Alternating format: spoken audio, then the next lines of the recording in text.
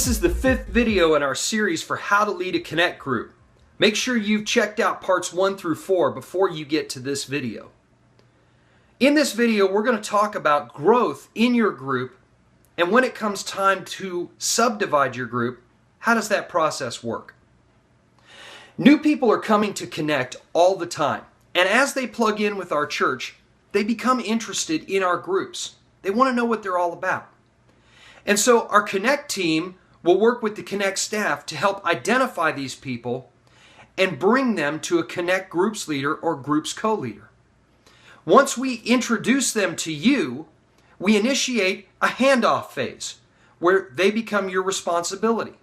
You need to make sure you have all of their information down so that you can contact them from there and take off.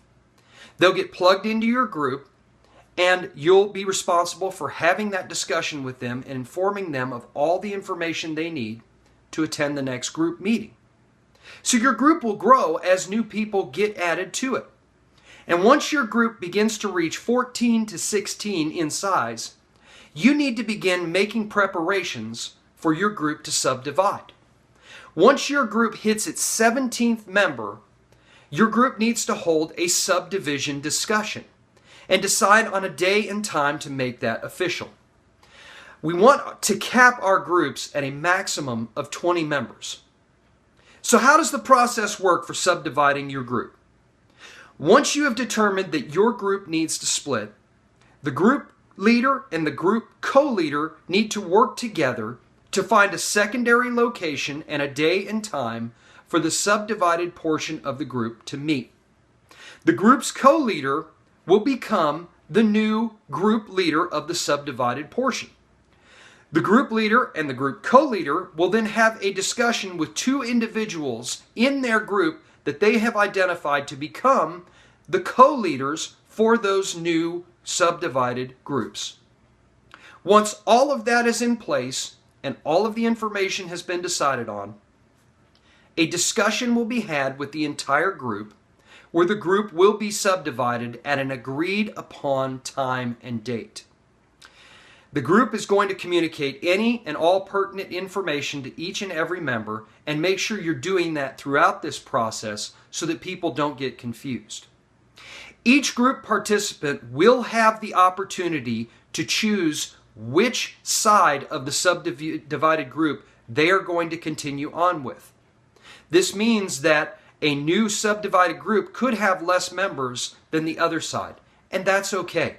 Remember, we want our participants to feel comfortable in every aspect of these groups because that's how authentic community begins and continues to build and flourish.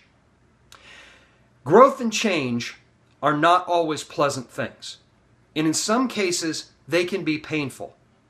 And this process could be challenging and bumpy for you at times. Please remember that the Connect staff and leadership has your back and full support in this transition. You need to understand that if you have any challenges, any questions that you feel like you and the Connect Group's co-leader cannot handle together, you need to come to the Connect staff and the Connect leaders, and we have your back. We will help you out as you navigate this difficult process. And make no mistake about it, it will be difficult, it will be challenging, but that's how growth happens. Growth comes with challenge and pain, but it produces amazing results. So I hope this answers your questions on how your group is going to grow, change, and subdivide. We've got one more video in this series. When you're ready, go ahead and browse over there and check it out.